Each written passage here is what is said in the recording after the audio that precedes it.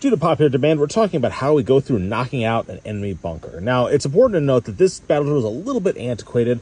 On the battlefield today, you don't often see just isolated bunkers ready to be knocked out, ready to be flanked. Oftentimes, they have trench networks that they back up to or other fortifications that the enemy can set up and have different fields of fire. So it's very rarely that are you going to be able to isolate a bunker and do this battle drill in the pure manual form. However, that's not to say it doesn't happen. It can happen, especially when you're moving through an area. Maybe, you've got a massive attack on your right, the enemy's retreating to your left, and you still have a bunker that needs to be taken out without huge supporting defenses. Or maybe you're fighting a counterinsurgency and you have machine gun nests that are set up without trenches that are just kind of designed to kind of be in an ambush in place.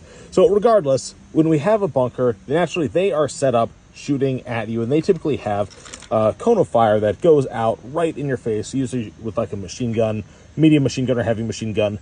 That's going to cause a lot of damage in that direction of fire. So the first thing the squad leader is going to do is he is going to go and set up his machine gun team over here and a support by fire off of center. So he doesn't want to set up right here because they'd be eating, bullets to their face. Instead, he's going to set up over here and suppress the bunker really, really heavily. So ideally, they're able to suppress the enemy and prevent them from shooting.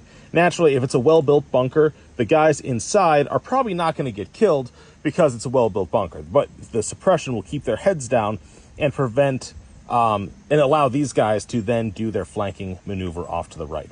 So the squad leader then takes his guys and they go all the way around. It's important when you do this to watch out for fratricide. Naturally, I've got, supporting fire over here. You need to make sure you're doing all your shift fires, lift fires, and all that stuff as you normally would with an attack.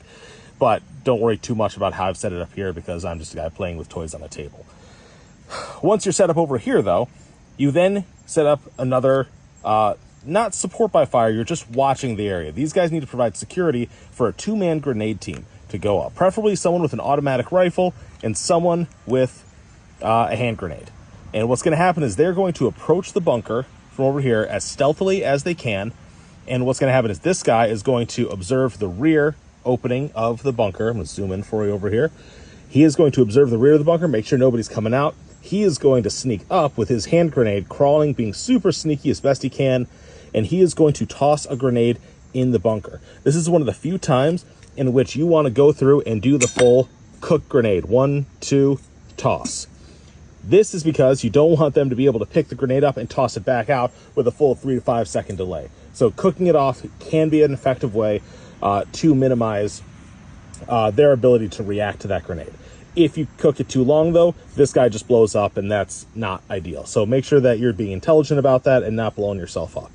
Once that grenade goes in, it goes boom. This guy then kicks open the door and hoses down anything left that's still moving. And he goes in and eliminates all threats, at which point everyone should have stopped firing. Everyone has halted the ceasefire, and then we reconsolidate. So then the support team comes up, pulls security over here, over there, and the squad leader comes in, and the squad leader is the guy that confirms that the bunker is in fact clear. Everyone reconsolidates, gets security, and you can move on from there to the next bunker or to the next trench system, or just regroup with the larger element.